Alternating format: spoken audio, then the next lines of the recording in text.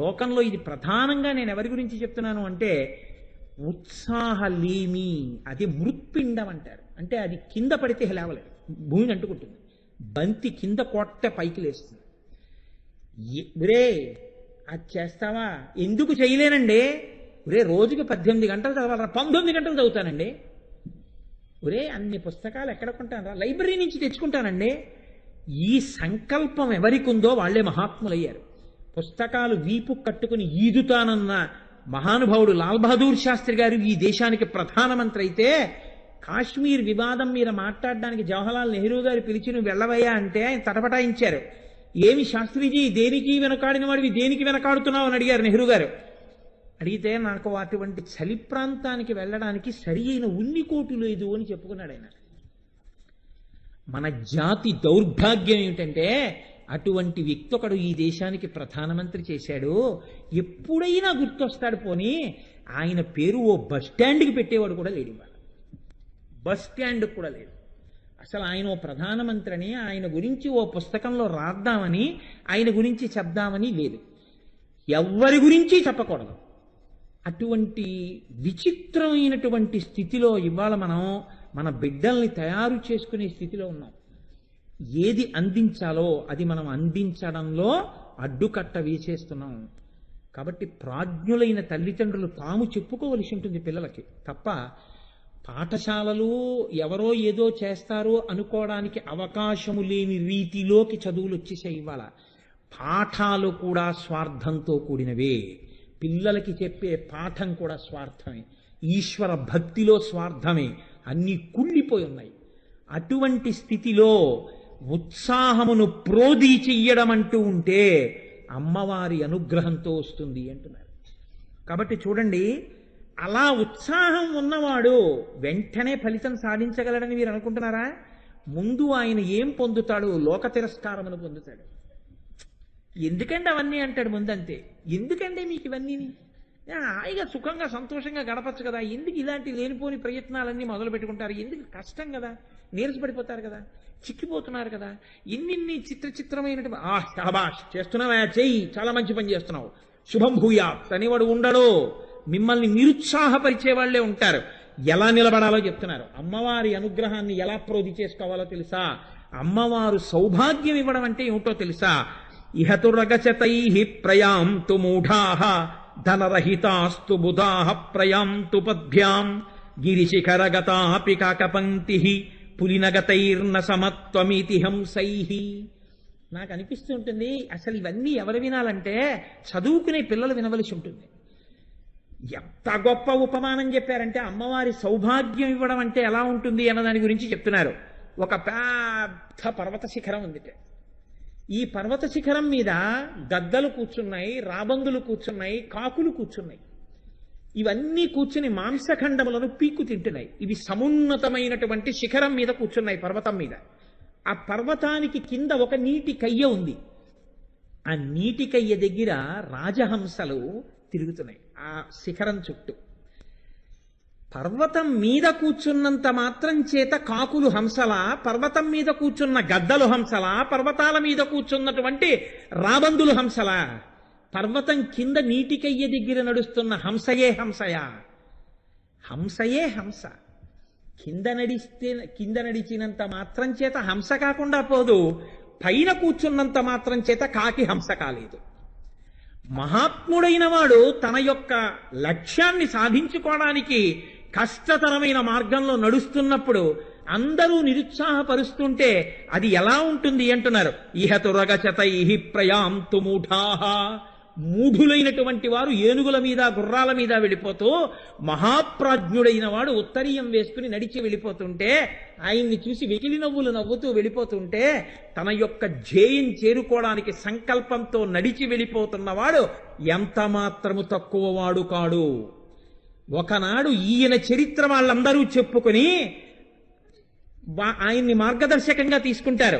ఒకనాడు ఈయన చరిత్రని చెప్పుకుని అటువంటి మహాత్ముణ్ణి దర్శించకుండా కారులో వెళ్ళిపోయాం మనమని ఏడుస్తారు. నడిచినవాడు తక్కువవాడు కాదు, గుర్రాల మీద వెళ్ళినవాడు ఎక్కువవాడు కాడు. పర్వతం మీద కూర్చున్నది హంస కాదు, కింద పాకినంత మాత్రం చేత గద్దయిపోదు. కింద తిరిగినది హంస హంసే, పైన కూర్చున్న కాకి కాకి. కాబట్టి ఎవ్వడో నీ సంకల్పమును వేలుపెట్టి చూపించాడని ఒక తుచ్చుడు, ఒక నీచుడు, ఒక అల్పుడు, నిన్ను లెక్క కట్టలేనివాడు, నీ మర్యాద తెలియనివాడు, నీ గురించి అంచనా లేనివాడు, నీ గురించి ఒక నీచమైన మాట మాట్లాడాడని నీ సంకల్పమును విడిచిపెట్టకో. ఈ ధైర్యాన్ని ప్రోధి చేసుకుని అడుగులు ఎవడు వేస్తున్నాడో వాడికి అది సౌభాగ్యము. ఈ సౌభాగ్యము అమ్మవారి కృప వలన మాత్రమే లభిస్తుంది. వాడే కోట్ల కోట్ల మందికి దార్శనికుడై మహాపురుషుడుగా నిలబడతాడు. అలా ఉండగలగడం గాంధీలు కోట్ల మంది ఉండరు, ఒక్కరే ఉంటారు మహాత్మా గాంధీ. లాల్ బహదూర్ శాస్త్రులు కోట్ల మంది ఉండరు, ఒక్కరే ఉంటారు లాల్ బహదూర్ శాస్త్రి. శంకరాచార్యులు వారు లక్షల మంది ఉండరు, ఒక్కరే ఉంటారు ఆదిశంకరులు. చంద్రశేఖర పరమాచార్యాలు లక్షల మంది ఉండరు, ఒక్కరే ఉంటారు పరమాచార్య. లోకంలో కాకులు గుంపులుగా తిరగచ్చు, హంస మాత్రం ఒక్కటే ఉంటుంది. హంసలు ఒకటో రెండో ఉంటాయి. అలా ఉండగలగాలంటే అమ్మవారి అనుగ్రహం ఎవడికి కలిగిందో వాడు మహాత్ముడై నిలబడగలుగుతున్నాడు. వాడు అందరూ అన్నిటి యందు మగ్నమైతే త్రోసి రాదని తాను నిలబడగలుగుతున్నాడు. ఈ నిలబడగలగడమే అమ్మవారి సౌభాగ్యము.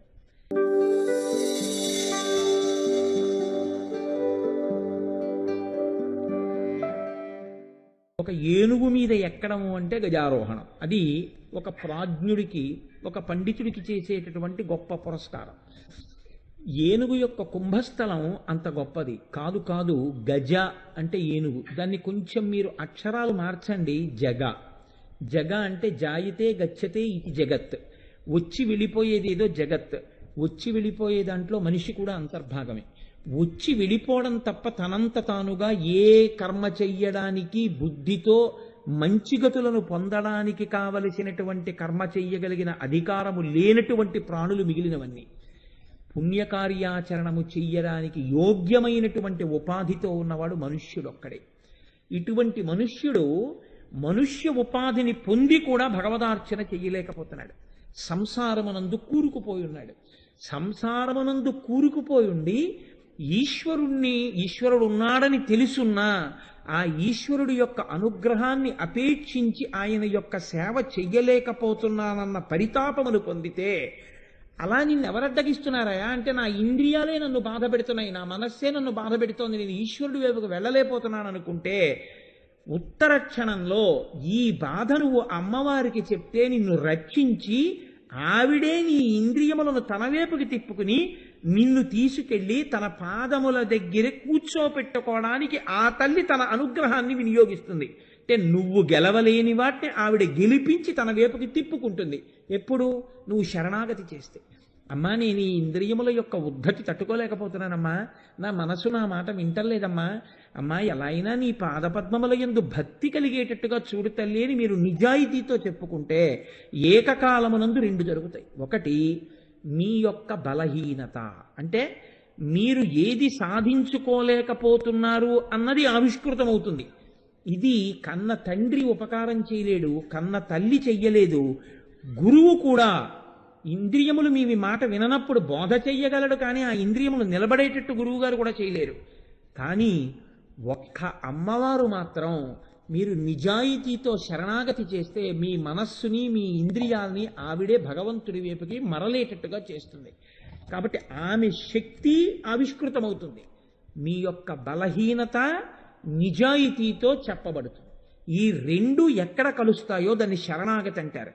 శాస్త్రం మొత్తం మీద ఈ శరణాగతికి ఎవరిని సంకేతంగా చెప్తారంటే ఏనుగుని చెప్తారు.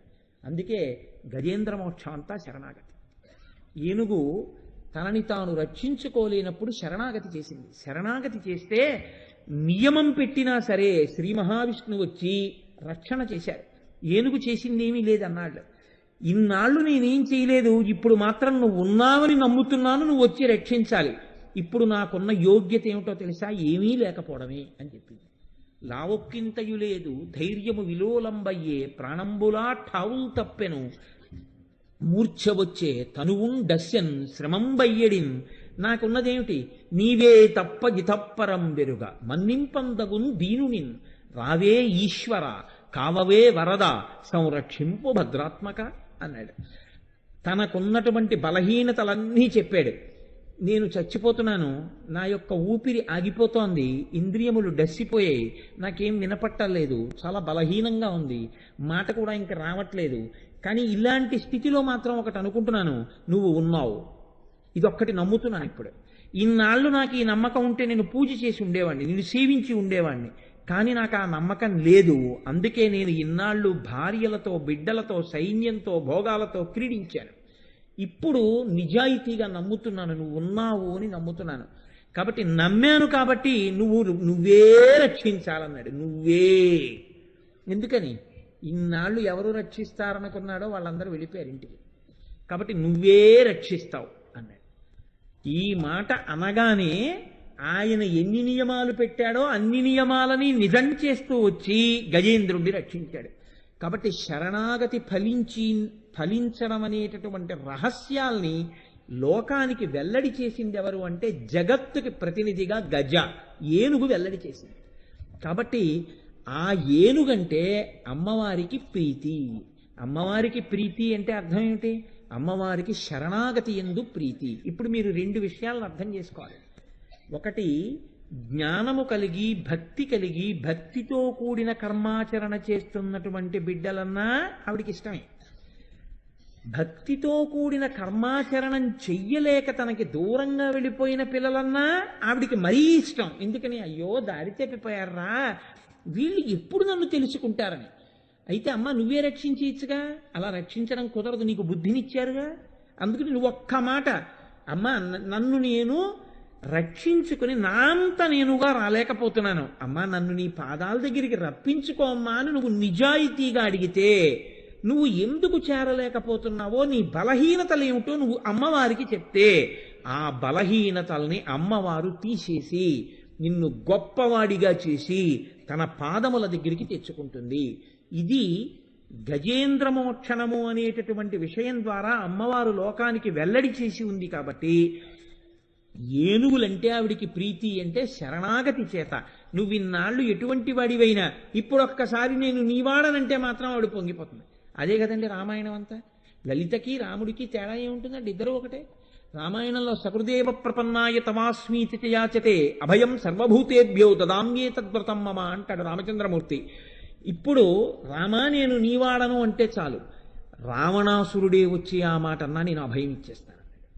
ఎవడన్నాడు నాకు అనవసరం. అలా అన్నాడో మనిషి కాడు, పిపీలికాది పర్యంతంలో అలా ఎవడైనా అంటే వాడిని నేను రక్షించేస్తానయ్యా, అది నా ధర్మం అన్నాడు. ఈశ్వరుడిగా నాది తప్పు తండ్రి, నాళ్ళు తప్పులే అయ్యాయి, నన్ను మన్నించు అని మీరు అనగలిగితే రక్షించడానికి ఈశ్వరుడు సిద్ధంగా ఉంటాడు. ఇది చెప్పడమే ఏనుగుని వాహనంగా చేసుకుని అమ్మవారు కూర్చోడం. గజవాహనం మీద అమ్మవారు కూర్చుంది అంటే మీ శరణాగతి విని మిమ్మల్ని దగ్గరికి చేర్చుకుంటుంది.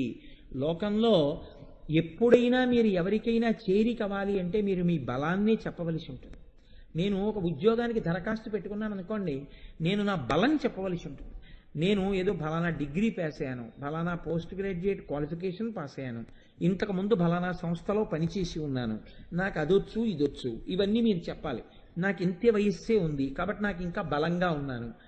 ఆఖరికి ఇచ్చే ముందు అపనమ్మకంతో డాక్టర్ గారి దగ్గరికి వెళ్ళి నువ్వు బాగానే ఉన్నావని సర్టిఫికేట్ పట్టరా అంటే సర్టిఫికేట్ పట్టరావాలి. మాకు అనుమానం నువ్వు అవి ఇవి పగలగొట్టేస్తావని ఒక 5,000 రూపాయలు కాషన్ డిపాజిట్ కట్టంటే కట్టాలి.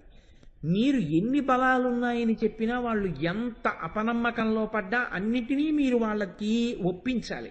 నువ్వు తీరా ఉద్యోగం ఇచ్చిన తర్వాత ఇంకోటి మంచిది వచ్చిందని వెళ్ళిపోతావేమో, ఏడాది పాటు వెళ్ళదని రాసి అంటే రాసి ఇవ్వాలి. మీరు ఇన్ని చేస్తే వాళ్ళు నమ్ముతారు. నమ్మరు, నమ్మినట్టుగా పెట్టుకుంటారు. మీ మీద ఒకడిని, ఆ మీద వాడి మీద ఇంకోడిని పెట్టి చూస్తూనే ఉంటారు. ఈ అపనమ్మకం నుంచి మీరు బయటపడేటప్పటికీ మీకు 60 ఏళ్ళు అయిపోతాయి. భగవద్గీత కూడా చేతిలో పెట్టట్లేదు, ఇప్పుడు ఇంటికి వెళ్ళిపోమంటారు.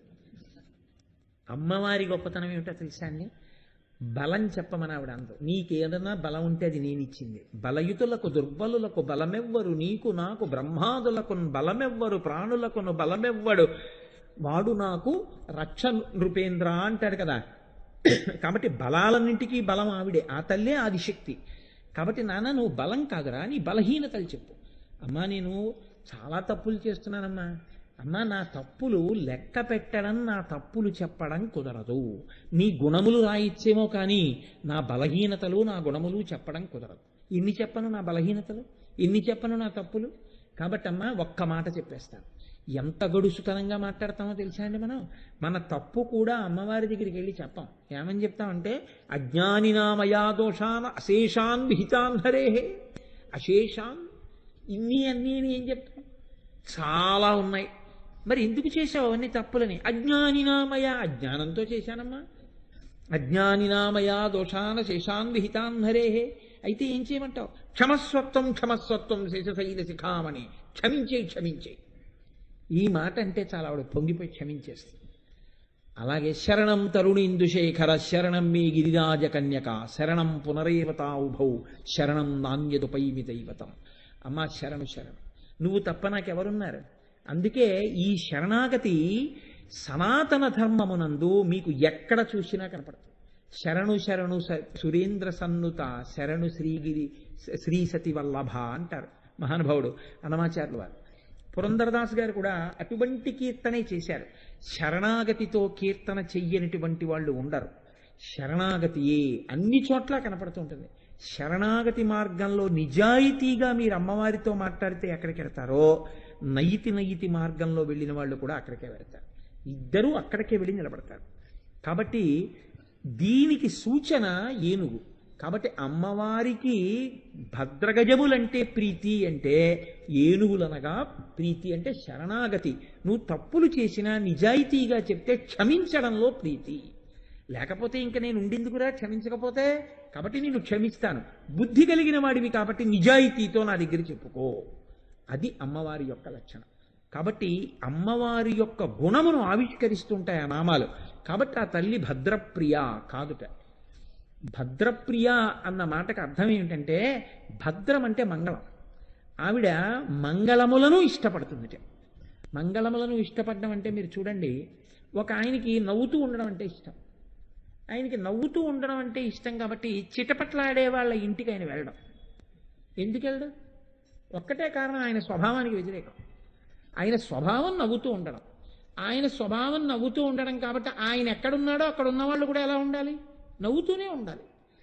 అది ఆయన ఇష్టపడతాడు. అంతేకాని ఓ చిటపట్లాడిపోయి అన్నింటికీ కోప్పడిపోయి అందరి మీద అన్నింటికీ దెబ్బలాడేసేటటువంటి వాళ్లతో కూడి ఉండడం ఆయనకి కుదరదు. ఎందుకు కుదరదంటే ఆయన స్వభావము అంటారు. స్వభావము అంటే పుట్టుకతో వచ్చినది, అది ఉపాధితో వచ్చేసింది అంతే ఆ లక్షణం. ఆయన కొత్తగా నేర్చుకోలేదు నవ్వుతూ ఉండడం అనేటటువంటిది, ఆయనకి పుట్టుకతో వచ్చింది. అందుకే ప్రసూత జనకాత్మజే అంటారు వాల్మీకి మహర్షి. అమ్మ నీకు పుట్టుకతో వచ్చాయమ్మా ఈ లక్షణాలు అంటారు. అమ్మవారికి ఏమి ఇష్టం? భద్రప్రియ, మంగళములు ఆవిడికి ఇష్టం. మంగళములు ఇష్టం అంటే ఏంటి? ఆవిడ శుభములను ఇష్టపడుతుంది. శుభములను ఇష్టపడే అమ్మ అశుభములను చెయ్యదుగా, అశుభం కలిగేటట్టుగా ఆవిడ చెయ్యదుగా. అంటే ఎవరు ఆవిడ కాళ్ళు పట్టుకున్నారో వాళ్ళకి అశుభాలు అమంగళాలు జరుగుతాయా? జరగవు. జరగకుండా ఆ తల్లి రక్షించగలదు. ఎందుకు రక్షించగలదు? అయ్యో వీడు నా కాళ్ళు పట్టుకున్నాడు కదా, పట్టుకున్నాడు కాబట్టి ఇప్పుడు అమంగళకరమైనటువంటి పని జరగకుండా మీ బుద్ధిని మార్చి మంచి పనులు చేయించి దాన్ని అడ్డుపెట్టి కాపాడుకుంటుంది. ఇందులో చాలా చమత్కారం ఉంటుందండి. ఎంత చమత్కారం ఉంటుందంటే మీరు చూడండి, తండ్రికి దూరదృష్టితో ఒక విషయం తెలుసు. కొడుకు ఒక బలహీనతకి లోనవుతున్నాడు అనుకోండి, సాయంకాలం అయ్యేటప్పటికీ వాడికి ఆటల రంధి అలవాటైపోయింది, వాడు చదవడం. మీరు కూర్చోబెట్టారనుకోండి చదవమని, వాడు ఏడుస్తున్నాడు. తండ్రి ఏం చేస్తారంటే ఒక రోజు 2 రోజులు కూర్చోబెట్టే ప్రయత్నం చేసి వీడికి చదువు మీద దృష్టి ఉండట్లేదు అని కనిపెట్టాడు అనుకోండి, తెలివైన తండ్రి ఏం చేస్తాడంటే వీణ్ణొక్కడే శిక్షణ చేసే ప్రయత్నం చేయడు. వీడు ఎవరితో కలిసి ఆడుతున్నాడో ఆ పిల్లలందరినీ కూడా పిలిచి వాళ్ళందరికీ కూడా బాగా తలకెక్కేటట్టుగా చెప్పి, నాన్న మీ అందరూ చదువుకుని వృద్ధిలోకి వద్దురు కానీ మీ అందరికీ కలిపి మీ నాన్నగారితో నేను మాట్లాడతాను, ఈ ఆదివారం మీ ఇంటికి వచ్చి నేను కలుస్తాను, మీ అందరికీ కూడా 6 వికెట్లు 2 బ్యాట్లు గ్లోవ్స్ నేను కొంటాను, మిగిలినవి మీ నాన్నగారితో కొనిపిస్తాను. మిమ్మల్ని ఈ పరీక్షలు అయిపోయిన దగ్గర నుంచి నెలలో ప్రతి శనివారం ఆదివారం గ్రౌండ్కి తీసుకెళ్లి 2 గంటల క్రికెట్ ఆడించి తీసుకొస్తాం. మీ అందరు ఏం చేస్తారంటే ఇక్కడ కూర్చుని చదువుకోండి, మా ఇంట్లో చదువుకుంటూ ఉండండి. మీకు మా అమ్మాయి లెక్కలు బాగా చెప్తుంది, మీకు ఎవరికి అనుమానం వచ్చినా మా అమ్మాయిని అడగండి అంట. ఇప్పుడు పిల్లలందరూ కలిసి చదువుకోవడం మొదలెడతారు. ఈ పిల్లాడికి ఇంకా ఆటల మీదకి దృష్టి వెళ్ళిపోదు. ఎందుకంటే వాళ్ళు ఆడుకుంటున్నారని కదా వీడి బాధ. వాళ్ళు వచ్చి చదువుకుంటున్నారు. తండ్రి మీద నమ్మకం వస్తుంది, తండ్రి మాట మీద గౌరవం వస్తుంది. ఆ పిల్లలు చదువుకుంటున్నారు, వీడు చదువుకుంటాడు. స్పర్ధయా వర్ధతే విద్య. అక్క దగ్గర లెక్కలు చెప్పించుకోవడం వస్తుంది. వాడు చెప్పించుకుంటున్నాడు, నేను చెప్పించుకోవాలనుకుంటాడు. అందరూ కలిసి చదువుకుంటారు, కలిసి ఆడుకుంటారు. ఎప్పుడు ఏది చెయ్యాలో నేర్పేస్తాడు తండ్రి. ఎప్పుడు ఏది చెయ్యాలో నేర్పితే ఎప్పుడు ఏది చెయ్యకూడదో నేర్పినట్టే కదండి. భూమి మీద అన్ని ప్రాణుల కన్నా తక్కువ ఎత్తు ఎగరగలిగిన ప్రాణి ఏది అంటే ఏనుగు ఒకటే. ఏనుగు ఎగరలేదు. ఎందుకు ఎగరలేదు? దాని ఒంటి బరువే కారణం. మనం ఊర్ధముఖ చలనం చేయలేము, భగవంతుడి వైపుకు అడుగు వేయలేకపోతున్నాం. ఎందుకని? మన సంసారమే మనకి బరువు. ఇప్పుడు అమ్మవారు ఆ సంసారములోనే ఉంచి ఈశ్వరుడి వైపుకి ఎలా వెళ్ళొచ్చో నేర్పుతుంది. నిషిద్ధ కర్మలను ఆప్చేస్తుంది, విహిత కర్మాచరణాన్ని పెంచుతుంది. అంతే. మీరు ఈశ్వరుడి వైపుకే తెలియకుండా మీ ప్రయాణం అయిపోతుంది. నాకు చూడండి, మీరు గమనించుంటారు, ఏ ఆటో బస్సు ఏం ఉండమనుకోండి, ఉండకపోతే తండ్రి ఒక చమత్కారం చేస్తాడు. కొంచెం 1 కిలోమీటర్ దూరం నడవాలనుకోండి, కొడుకుని ఒరే ఇక్కడి నుంచి మనం 1 కిలోమీటర్ నడవాలంటే వాడు నడవడం. నాన్నగారిని వద్దండి నడవలేమండి అంటాడు. అందుకని తండ్రి ఏమంటాడంటే, ఒరే మనం వెళ్ళవలసిన ఇల్లు అక్కడే ఉంది, మనం రిక్షాలో వెళ్దామంటే అంటాడు. ఎక్కడండి అంటాడు. అది చెట్టు కనపడుతుంది రాట. అయితే ఆ పాటి దానికి ఎందుకంటే వెళ్ళిపోదాం నాన్నగారండి అంటాడు. తండ్రి అప్పుడే చాలా ఆసక్తికరమైన విషయాన్ని చర్చలోకి పెట్టి వెళ్ళిపోయాక వాడికి కాసేపటి గుర్తొస్తుంది. నాన్నగారండి చెట్టు అన్నారు, చాలా దూరం అయిపోయింది కదండి అని.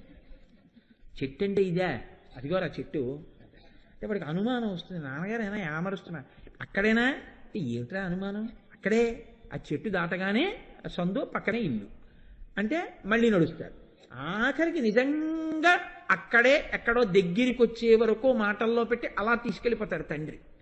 అంటే తండ్రి అలా తీసుకెళ్ళిపోవడంలో గమ్యం చేరినట్టు మీ విహిత కర్మాచరణము అమ్మవారు మెల్లమెల్లగా మంచి మాటలు ఎవరితోనో చెప్పించి ఆసక్తి కల్పించి అవి వినేటట్టు చేసి మీ ఒంటి బరువు తగ్గించి, అనగా ఒంటి బరువు అంటే నా ఉద్దేశం శరీర బరువు అని కాదు, ఎప్పుడూ సుఖముల వైపు ఉండడం కాకుండా ఈశ్వరార్చన యందు ప్రీతిని పెంచి భగవత్ పథమునందు నడిపింపజేస్తుంది.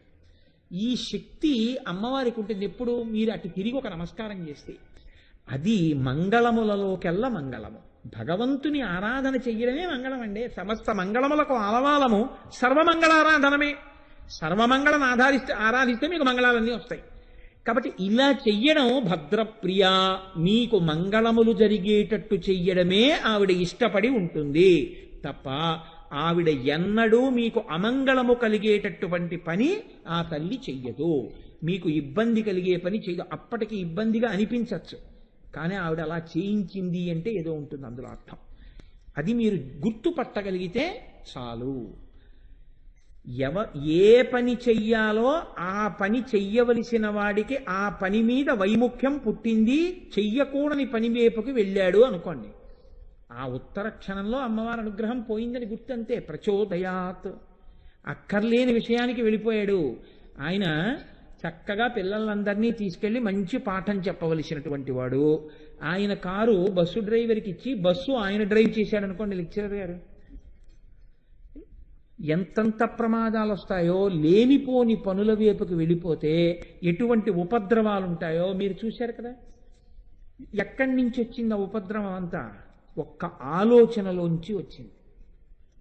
ఒక్క ఆలోచన అంతే. ఒక పిల్లకి చెయ్యే పోయింది, కొంతమంది పిల్లల జీవితాలే పోయాయి, కొన్ని కుటుంబాలే చీకట్లోకి వెళ్ళిపోయాయి. ఎవరు చేసింది? మూఢుడు కాడు, అజ్ఞాని కాడు, చదువుకోనివాడు కాడు, పిల్లలకి పాఠాలు చెప్పవలసిన వాడు, బహు గౌరవప్రదమైన జీవితం ఉన్నవాడు. ఆయనకి ఆ ఆలోచన వచ్చింది అంటే మీరు ఏమనుకోవాలి? అంటే అమ్మవారి అనుగ్రహాన్ని నిరంతరము అపేక్షించి అమ్మవారికి నమస్కారం పెట్టి వెళ్ళు అని ఎందుకంటూ ఉంటుందో మీరు గుర్తుపెట్టుకోండి. మంగళములన్నీ ఎక్కడున్నాయంటే అమంగళము బుద్ధిలోంచి తొలగాలి. ముందు సంకల్పము అమంగళకరమైనది ఏర్పడకూడదు. అమంగళముల యొక్క ఆలవాలమంతా, వృక్షమంతా వ్యూహరూపంలో గింజలో ఉన్నట్టే అశుభాలన్నీ ఎక్కడుంటాయంటే వ్యూహరూపంలో మీలోనే ఉంటాయి. మీరు ఆ పని చేసి అమంగళాన్ని తెచ్చుకుంటారు. అది తొలగతోయడమే ప్రచోదయాత్ ప్రచోదయాత్ అంటుంది. అందుకే గాయత్రీ మంత్రం బుద్ధి ఎప్పుడు మంగళకరమైన విషయాల మీదకి వెళ్ళేటట్టుగా ఆవిడ మారుస్తుంటుంది.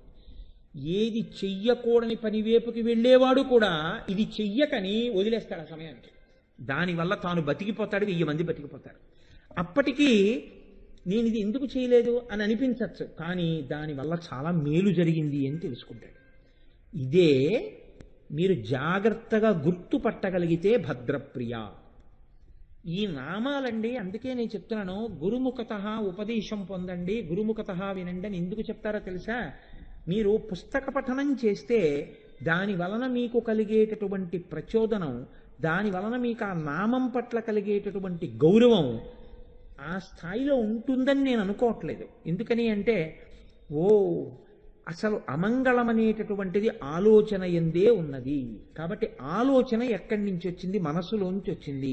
మనసులోంచి రావడానికి కారణం ఏమిటి? మనసు పాపపంకిలం అవడమే.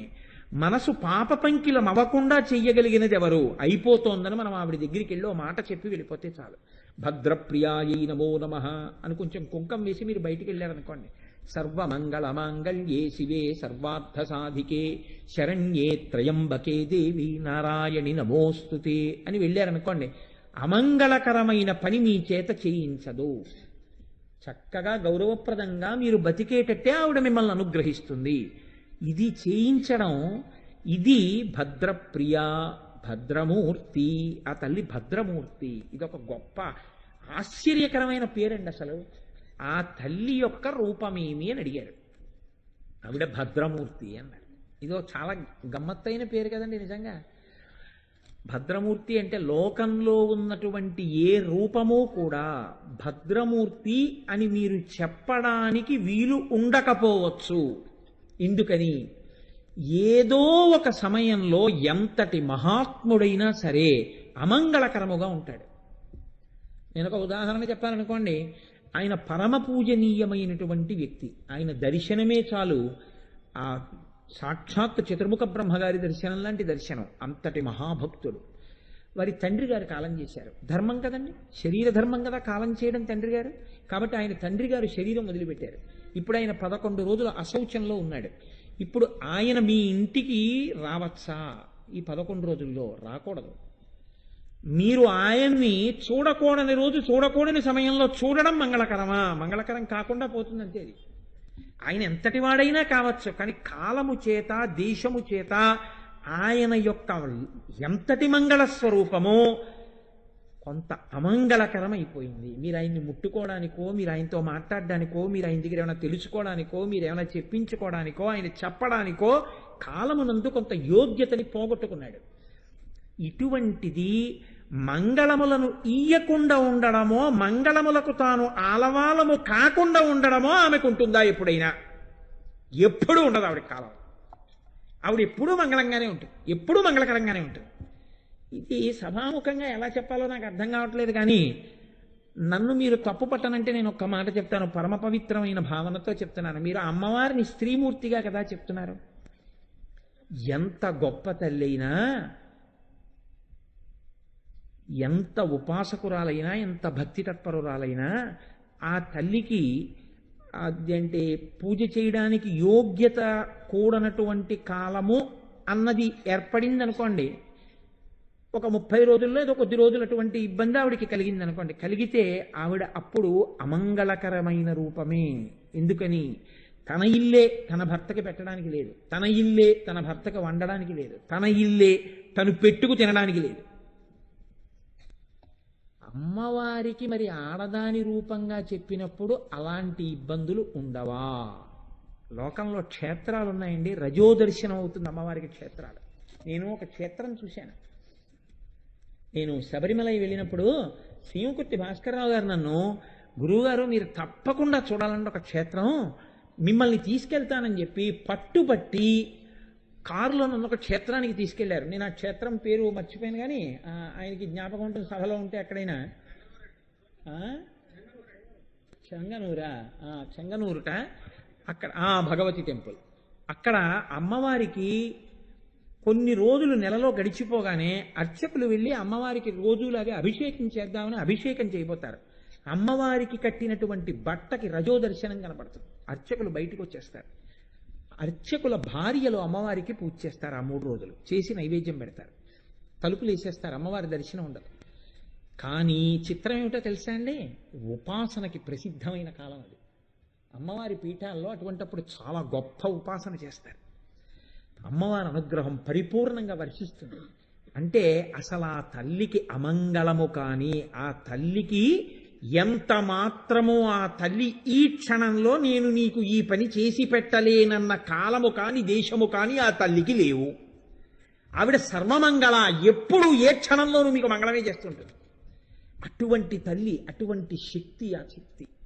అందుకే ఆవిడ ఆ తల్లి శక్తి గురించి చెప్పడం, ఆ తల్లి చేసే మంగళాల గురించి చెప్పడం వీలు కాదు. కాబట్టి మంగళములన్నింటినీ తీసుకొచ్చి పోత పోస్తే ఆవిడే అన్నారు. అందుకే ఒక్కసారి అమ్మవారి దర్శనం చేసుకుని వెళ్ళిపోయారనుకోండి, అంటే దాని గుర్తు ఏమిటంటే సర్వమంగళముల యొక్క రాశీభూతాన్ని చూసి వెళ్ళిపోయినట్టు. ఈ దర్శనం చేసి వెళ్ళిన వాడికి అమంగళం జరిగే అవకాశం ఉంది. కాబట్టి అమ్మవారి దర్శనం లోకంలో అంత గొప్పదవడానికి కారణం అదే. అమ్మవారి పూజకి అంత శక్తి రావడానికి కారణం అదే. కాబట్టి ఆవిడ భద్రమూర్తి కాదు.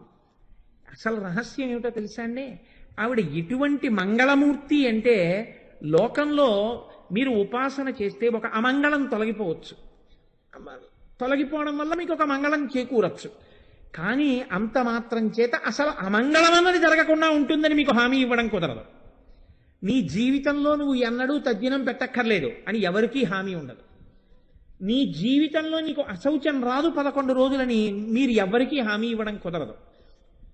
ఎందుచేత అంటే ఏ ఇంట్లో ఎవడైనా తండ్రికో తల్లికో తాతకో తద్దినం పెట్టవలసిందే, అంతకన్నా అమంగళకరంగా నీ చెప్పక్కర్లేదు. కానీ ఒక మంగళములు అలా జరుగుతూ ఉన్నా ఎప్పుడో అప్పుడు ఒక అమంగళం జరగడం అన్నది ఆ ఇంట్లో ఉంది. ఆ ఇంటి చరిత్రలో, ఆ వ్యక్తి యొక్క చరిత్రలో ఉంది ఒక అమంగళం. కానీ అమ్మవారి గొప్పతనం ఏమిటంటే ఆవిడ అసలు ఇంకా మంగళములు తప్ప అమంగళమన్న మాట నీవు వినవలసిన అవసరం కానీ, నీకటువంటి స్థితి కానీ కలగని స్థితికి ఇక్కడే ఇప్పుడే ఎత్తగలదు. అలా ఎలా కుదురుతుందండి? మనిషిగా ఉన్న తర్వాత మిమ్మల్ని జ్ఞానిని చేసేస్తుంది. అంటే ఇక్కడే మోక్షం పొందేసి ప్రారంధం కోసం శరీరంలో ఉంటారంతే. ఇప్పుడు ఆయన్ని అమంగళాలు పట్టుకుంటాయా? పట్టుకో. ఆయన జ్ఞాని. ఆయన దగ్గర ఏవి ఇంకా అగ్నిహోత్రమునకు చెదలు పట్టవో, ఆయనని ఇంకా ఏది పట్టుకునే సమస్యే లేదంతే. ఆయన జ్ఞానిగా సాక్షాత్ అమ్మవారైపోయి, సాక్షాత్ సదాశివుడైపోయి కేవలము నిమిత్తము కొద్దీ ఈ శరీరములో ఉండి ప్రారబ్ధాన్ని అనుభవిస్తూ ఉంటాడంతే. ప్రారబ్ధం అయిపోయిన తర్వాత ఆయన అమ్మవారే అయిపోతాడు, అమ్మవారిలో కలిసిపోతాడు, సముద్రములో నది కలిసిపోయినట్టు కలిసిపోతాడు. ఇటువంటి స్థితిని ఇయ్యగలిగినది ఎవరు లోకంలో? ఒక్క అమ్మవారు. నీకటువంటి మంగళములకన్నింటికి పెద్దదైన మంగళం ఏదుందో అదే మోక్షము.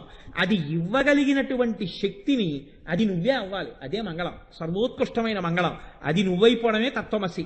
అది నువ్వై ఉన్నావు, తత్వము అసి. దాన్ని మీరు రూపంతో చెప్పడం కుదరదు. కానీ చెప్పవలసి వస్తే అమ్మవారే. కాబట్టి అమ్మవారి రూపం అది. కాబట్టి ఆవిడ భద్రమూర్తి, భద్రప్రియ, భద్రమూర్తి, భక్త సౌభాగ్యదాయిని. ఆవిడ భక్తులకు సౌభాగ్యమును కృప చేస్తుంది. ఇది చాలా గంభీరమైనటువంటి మాట. భక్తులకు సౌభాగ్యమునివ్వడము అంటే ఏమిటో తెలుసా అండి? సౌభాగ్యము అంటే బాహ్యంలో మనం ఏది ఆలోచిస్తామో అది సౌభాగ్యం. పసుపు కుంకాలతో ఉండడం, మంగళసూత్రంతో ఉండడం, చెవి కమ్మలతో ఉండడం, పువ్వులు పెట్టుకోవడం, గాజులు వేసుకోవడం, అది మంగళం. అది మంగళమే, అది సౌభాగ్యమే కాదు. సౌభాగ్యం అంటే సభర్తృక అయి ఉండుట మాత్రమే కాదు. కేవలము సభర్తృక అయి జీవితం అలా ఉండిపోయింది అనుకోండి, అప్పుడు అది పూర్ణత్వం అనిపించుకోదు. ఎప్పుడు పూర్ణత్వం? పిల్ల పాపలతో ఉండుట. ఆమెకి బిడ్డలు కలగాలి, ఆయన తండ్రి అవ్వాలి. ఆమెకి బిడ్డలు కలగాలి, బిడ్డలకు బిడ్డలు కలగాలి, ఆయన తాత కావాలి. ఇలా పరంపరగా తామరతంపరగా ఆ ఇల్లు వృద్ధిలోకి వస్తుండడం. ఇల్లు హెచ్చవేతకి గురి కావాలి. 2 రెళ్ళు 4 అవ్వాలి, 2 మూళ్ళు 6 అవ్వాలి. తానొకడు 2 అయ్యాడు, 2 ఒకటిగా ఉన్నాడు, భార్య భర్త, తనకో 2 పిల్లలు, ఓ కొడుకు కూతురు. అలా ఉండిపోకూడదు అమంగళం. ఆ కూతురికి పెళ్ళి అవ్వాలి, అల్లుడు రావాలి. ఇప్పుడు ఆ ఇంట్లో ఎంతమంది అయ్యారు? అందుకే అల్లుడు పుత్రపంచకంలో ఒకడవుతాడు, కొడుకు అవుతాడు. అయినప్పుడు ఇప్పుడు ఎంతమంది అయ్యారు? అల్లుడు అంటే పైవాడు కాడు, అల్లుడు కొడుకుతో సమానం. కాబట్టి ఇప్పుడు ఆయన, ఆవిడ, కూతురు, అల్లుడు, కొడుకు 5గురు అయ్యారు. కొన్నాళ్ళు అయింది, కొడుక్కి పెళ్ళయింది, కోడలు వచ్చింది 6, ఒకడు 2, 2 రెళ్ళు 4, 2 3 6. ఇప్పుడు ఇద్దరికి చెరుకో కొడుకు పుట్టారు. 2 4 8, ఇద్దరికి చెరుకో కూతురు పుట్టారు. 2 5 10. నువ్వేమవుతున్నావు? నువ్వు హెచ్చవేయబడుతున్నావు. నువ్వు ముందు పురుషుడు, బ్రహ్మచారి, గృహస్థు, తర్వాత భర్త, తర్వాత తండ్రి, తర్వాత తాత. తాత అమ్మమ్మ వైపు తాత, నాన్నమ్మ వైపు తాత, 2 రకాలైన తాత. ఈ వీళ్ళు తాత అంటారు, వాళ్ళు తాత అంటారు, ఇద్దరికీ తాత. ఆ తర్వాత నువ్వు అలా హెచ్చవేయబడాలి లోకంలో. నువ్వు గురువు, నువ్వు మేనమామ, నువ్వు పినతండ్రి. నువ్వు ఎన్ని బంధుత్వములతో పిలవబడుతుంటే, నీ వెనక ఎంతమంది ఉద్ధరణ పొందడానికి ఆశ్రయించి ఉంటే నువ్వు అంతటి ఉత్కృష్ట స్థితిని పొందుతున్నావని గుర్తు. అది అమ్మవారి యొక్క కటాక్షమయ్యున్నదని గుర్తు. కాబట్టి ఇది సౌభాగ్యము. దీనికి అంతు ఉండదు, అలా నడుస్తూనే ఉండాలి, అలా నడుస్తూనే ఉండాలి. సౌభాగ్యం అంటే ఏమిటో తెలుసా అండి? ఈ ఇంట్లో చీమ చిటిక్కు మందనుకోండి, ఈ ఇంట్లో ఆవు ఈనింది అంతే. ఈ ఇంట్లో ఆవు ఈనితే మా మామగారి ఇంట్లో ఆవు ఈనింది అని చూడడానికి ఎంతో సరదాగా వచ్చేయడం కోసం కొడుకులా, కూతురు, అల్లుడు మనవలు వచ్చేయాలి, కొడుకు కోళ్ళు మనవలు వచ్చేయాలి, అటు వియ్యాలారు వచ్చేయాలి, ఇటు వియ్యాలారు వచ్చేయాలి. ఎవ్వరి మధ్య అరమరికలు ఉండకూడదు. ఆ కుటుంబాన్ని చూస్తే అసూయ పడిపోతారనమాట. అలా అందరూ కలిసిపోయి ఉంటారు. వాళ్ళింట్లో బాలసారైతే వాళ్ళందరూ కలిపి 200 మంది అవుతారు. ఆత్మీయత. మీరు చూడండి, కొంతమందికి 8 అన్నదమ్ములు ఉంటారు, లేదా ఓ అన్న ఓ తమ్ముడు ఉంటారు. అన్నగారింటికి తమ్ముడు ఎప్పుడు రాడు, తమ్ముడింటికి అన్నగారు ఎప్పుడు వెళ్ళడు. అంటే అక్కడ సౌభాగ్యము లోపించింది. అది ఏ కారణమైనా కావచ్చు, అది ధర్మబద్ధమైన కారణమే కావచ్చు. అయినా కూడా అన్నగారింటికి తమ్ముడు వెళ్ళకపోవడం, తమ్ముడింటికి అన్నగారు వెళ్ళకపోవడం, తమ్ముడు అన్నయ్య అని పిలవకపోవడం, అన్నయ్య తమ్ముడా అని పిలవకపోవడం, కలిసి ఉండలేకపోవడం, వాడు వీడి దగ్గరికి రాకపోవడం, వీడు వాడి దగ్గరికి వెళ్ళలేకపోవడం, ఇవి సౌభాగ్యమని అనిపించుకొనవు. ఇలా ఒక ఇల్లు ఉండాలని ఎవరనుకోరు, అందరూ అనుకుంటారు. కానీ మాకు అలా ఉందామంటే లేదండి, వాడు అలాంటి వాడంటారు.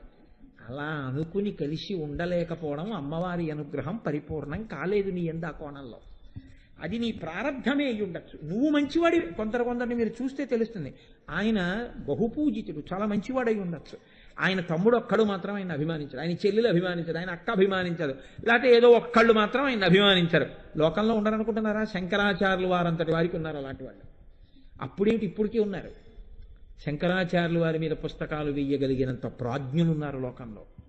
కాబట్టి మహాత్ముల్ని నిందించే వాళ్ళు అప్పుడేమి ఇప్పుడేమి ఎప్పుడూ ఉంటుంటారు. అది వాళ్ళ సౌభాగ్య లోపం అంతే, తప్పించి ఆయనకి సౌభాగ్య లోపం అని మీరు చెప్పడానికి వీలుండదు. ఆయనకి వీడు కాకపోతే 1,00,000 మంది ఉంటారు వెనకాల.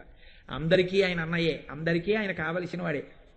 కావలసిన వాడికి అన్నయ్య అయ్యుండి ఆ తమ్ముడింటికి ఆ అన్నయ్య వెళ్ళలేకపోతున్నాడు అనుకోండి, ఆ తమ్ముడు అంతమంది చేత గౌరవింపబడుతున్నాడు, ఈ అన్నగారు మాత్రం ఆ తమ్ముడింటికి వెళ్ళాడు.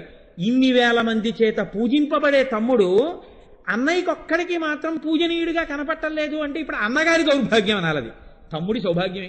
ఆయన తప్పే ఉందండి, ఆయన సిద్ధంగానే ఉన్నాడు. తమ్ముడు అన్నయ్య వస్తే సంతోషిద్దామని, అన్నయ్యకి దండం పెడదామని. వాడు రాడు అన్నయ్య, తమ్ముడు ఏం చేస్తాడు? ఇది మీకు పొందాలని ఉంటుంది. రామాయణంలో ఇది బాగా కనపడుతుంది. ఇది సౌభాగ్యం నిజానికి. ఈ సౌభాగ్యం ఎవరిస్తారని అడిగారు. అమ్మవారి అనుగ్రహం. ఇవాళ పెళ్ళవడం, రేపు దెబ్బలాట, వియ్యాల వారితో దెబ్బలాట, వాడితో దెబ్బలాట, వీడితో దెబ్బలాట, వాడంటే వీడికి పడదు, వీడంటే వాడికి పడదు, వాడి మొహం చూడటం, వీడితో మాట్లాడటం, ఇది ఉందే, ఇది సౌభాగ్య లోపం. అలా ఉండకూడదు నడువడి. అలా ఇబ్బంది పడేటట్టుగా అసలు ప్రవర్తనని ఉండకుండా మలుచుకోవాలి ఎవరికి వాళ్ళు. అలా మలుచుకోగలిగితే దాన్ని అమ్మవారి చేత అనుగ్రహింపబడిన సౌభాగ్యం అని పిలుస్తారు. కాదు, అసలు ఇందులో తెలుసుకోవలసినటువంటి అత్యద్భుతమైనటువంటి రహస్యం ఒకటి ఉంది ఈ సౌభాగ్యం విషయంలో. ఏది అంటే, ఎక్కడ అమ్మవారి అనుగ్రహం ఉంటుందో అక్కడ ప్రయత్నము, కీర్తి రెండూ కలుస్తాయి. ఈ మాట మీరు బాగా పట్టుకోండి. ఇప్పుడు ఓ పిల్లాడు బాగా చదువుకున్నాడండి, మంచి ర్యాంక్ వచ్చింది, గొప్ప ఇంజనీర్ అయ్యాడు. ఆ పిల్లాడితో చదివిన వాళ్ళే మిగిలిన 79 మంది. ఒకడికి ఎంసెట్లో సీటు కూడా రాలేదు. ఏమి ఆ మాస్టర్ కదా పాఠం చెప్పింది, ఆ పుస్తకాలు కదా ఇద్దరు చదువుకున్నది, మరి ఒకడికి ఎందుకు అంత గొప్పవాడయ్యాడు, ఒకటి ఎందుకు ఇంత తక్కువవాడయ్యాడు? ప్రయత్నము కీర్తి ఒకదాన్ని ఒకటి నీడలా వెంబడిస్తాయి. ఈ ప్రయత్నం వైపుకి మిమ్మల్ని ఇతోధికంగా వెళ్ళేటట్టు చేసేటటువంటి సంకల్పములను లోపల ఇవ్వగలిగినటువంటి ఇచ్ఛాశక్తి బలవత్తరం అవడం సౌభాగ్యం. అంటే నేను ఇంకొంచెం స్పష్టంగా చెప్తే మీకు అర్థమవుతుంది. ఏమిటో నువ్వు గట్టిగా అరిచినట్టుంది కానీ మాకేం అర్థం కాలేదు అనుకోకండి, నేను మీకు వివరిస్తాను. మీకు నేను ఒక ఉపమానం చెప్తే బాగా పట్టుకుంటారు. కాష్టాదగ్నిజాయతే మధ్యమానాత్ భూమిస్తోయం కన్యమానా దదాతి సోత్సాహానాం నాస్త్య సాధ్యం నరాణాం మార్గారబ్ధాః సర్వయత్నాః ఫలంతి. ఎంత గొప్ప మాట చెప్తారో చూడండి. 2 కర్రలు అక్కడ పెట్టున్నాయి. ఇప్పుడు అగ్నిహోత్రం కావాలి. ఇప్పుడు అగ్నిహోత్రం కావాలంటే అగ్నిహోత్రాన్ని వెతుక్కుంటూనూ వెళ్ళొచ్చు. అగ్నిహోత్రం ఇక్కడే పుట్టించగలని ఒక ఆయన అన్నాడు. ఒక ఆయన అన్నాడు, అక్కర్లేదా అగ్గిపెట్టి కోసం వెతుక్కొస్తాను, ఎక్కడ ఒకటి దొరుకుతుంది, ఇలా అంటే అగ్గిపుల్ల వెలుగుతుందని వెళ్ళాడు. ఆయనకి అగ్గిపెట్టి ఎక్కడా దొరకట్లేదు, ఎందుకంటే వాన ఎక్కడ చూసినా నిమ్ముకుపోయి ఉన్నాయి. ఈయన ఏం చేశాడంటే ఉన్న 2 పొడి కర్రలు తీసుకుని ఒక కర్ర మీద ఒక కర్ర పెట్టి దూది పెట్టి రాపాడించాడు. ఆ రాపాడిస్తే రెక్కలు నిప్పెట్టిన మాట వాస్తవమే. ఆయన వెతికినంత తేలికగా దొరకకపోవడము యథార్థమే. కానీ కర్ర మీద కర్ర పెట్టి రాపాడించిన వాడికి అగ్ని దొరకకపోవడం అన్నది మాత్రం ఉండదు. పైకి కనపడని అగ్ని 2 కర్రలలో ఉన్నదాన్ని ఉన్నదని నమ్మి సృష్టించడానికి ఎవడు ప్రయత్నం మొదలుపెట్టాడో వాడు అగ్నిని పొంది తీరుతాడు. అగ్గిపెట్టి కోసం వెళ్ళిన వాడికి దొరుకుతుందని ఖాయంగా మాత్రం చెప్పడం కుదరదంత వర్షంలో. అర్ధరాత్రి వర్షంలో వెళ్ళాడు, దొరుకుతుందని చెప్పలేవు. 2 కర్రలు రాపాడించి అగ్నిహోత్రం పుట్టిస్తానని ప్రయత్నం మొదలుపెట్టిన వాడు మాత్రం అగ్నిహోత్రాన్ని పొంది తీరుతాడు. అంటే సాధ్య వస్తువుతో ప్రయత్నం మొదలు పెడతాడు. ఏ చిన్నదైనా దాంతోనే ముందు ఊదుతాడు. నిప్పుర వింతే ఉంటుందండి, అని ఊదిన కొద్దీ మంట వస్తుంది. ఇలా ఎవడు ఊదుతాడండి అన్నవాడు ఎప్పటికీ వంట చేసుకోలేడు. ఈ పరిశ్రమ ఉంటుందే, ఈ ప్రయత్నం ఉంటుందే, ఈ ప్రయత్నం నేను చేసి తీరుతానని ఒకటి సంకల్పం చేస్తాడు. ఎందుకండి అవన్నీ అనవసరం కదా, ఎందుకండి అంత కష్టపడ్డాం, ఎందుకండి అటువంటి సంకల్పం చేయడం అని ఒక ఆయన అంటాడు. 13వ సంవత్సరంలో సన్యాసం తీసుకుని 100 సంవత్సరములు వచ్చేంత వరకు అస్కలిత బ్రహ్మచారిగా, కనీసం ఎన్నడూ ఒక ఆడదాని ఫోటో కూడా చూడనటువంటి వ్యక్తిగా, ఎన్నడూ కనీసం తాను యవ్వనంలో ఉన్న ఒక యువకుడిగా కనపడడం కూడా ఇష్టం లేకుండా ఉండడానికి 20కి 25 ఏళ్ల మధ్య వయస్సులో తలకి తేనె రాసుకుని ముసలివాళ్లా కనపడాలని ప్రయత్నం చేసి తనలో ఉన్న సమస్త శక్తులు అమ్మవారికి ధారపోసేసి అస్కలిత బ్రహ్మచారిగా పరమభక్తుడిగా కనీసం ఎన్నడూ నోటి వెంట అమ్మవారి గురించి చెప్పవలసి వచ్చినా సరే అమ్మవారి వక్షోజమన్న మాట కూడా నోటితో ఉచ్చరించనటువంటి మహాపురుషుడిగా జీవితాన్ని తీర్చిదిద్దుకుని యజ్ఞంలో సమిధిలా మిగిలిపోయిన మహాపురుషుడు చంద్రశేఖర పరమాచార్య. ఎంతమంది మిగలగలరా, ఎంతమంది మిగులుతారు అలాగా? ఇయేష, అందుకే అంటారు వాల్మీకి మహర్షి, ఇయేష పదమన్వేష్టం చారణా చరితే పథి. అసలు ఆ సంకల్పమే కష్టం. కొన్ని లక్షల మంది ఇంద్రియములకు దాసోహం అని వెళ్ళిపోతుంటే నేను కట్టడి చేస్తాను, వాటిని ఈశ్వరార్పణం చేస్తానని చెప్పి ఒకడు నిలబడగలిగితే మొనగాడు రావాడు అన్నారు. వాడికి ఎక్కడి నుంచి వచ్చింది తెగింపు, వాడికి ఎక్కడి నుంచి వచ్చింది తెగువ, ఎక్కడిది బలం? వాడికి అమ్మవారి ఇచ్చిందిరా అన్నారు. ఇది అమ్మవారి అనుగ్రహం. వాడు కర్రని కర్రతో రాపాడించి అగ్నిహోత్రాన్ని పుట్టించాడు. భూమిస్తోయం కన్యమానా దదాతి. వాడు అందరూ దాహం దాహం దాహం అని మృగతృష్ణల వెంట పరిగెడుతున్నారు. వాడన్నాడు, పైకి ఎండిపోయినట్టుగా కనపడినటువంటి ఈ నేలని తవ్వుతాను, లోపల నీరుందన్నాడు. వాడు గుణపం పట్టుకుని గొయ్యి తవ్వడం మొదలుపెట్టాడు. వాడికి నీరు దొరికింది. ఎండిపోయిన నేలని తవ్వి తవ్వి నీరు పుట్టించినటువంటి వాడు అందరూ మృగతృష్ణల వెంట పరిగెడితే అక్కడే నేల తవ్వి నీరు పుట్టించిన వాడు ప్రయత్నం చెయ్యాలన్నటువంటి ధైర్యం ఉన్నవాడు. వాడికి ఎక్కడి నుంచి వచ్చింది తెగువ?